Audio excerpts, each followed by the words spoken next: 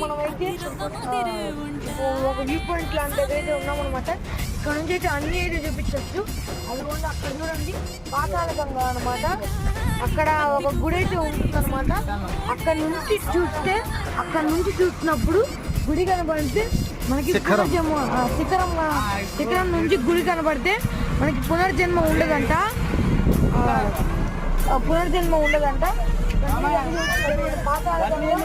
గుడి ఇంకా శిఖరం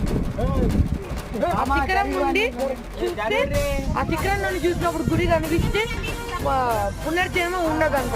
గుడి ఎక్కడుంది? అది గుడి కాదు, అది పాతాళ గంగ. ఇది గుడి. అక్కడ పాతాళ గంగ ఉంది, అక్కడ గుడి ఉంటుంది. పాతాళ గంగలో దిగి స్నానం చేసి దాని తర్వాత గుడికి వెళ్తాం మనము.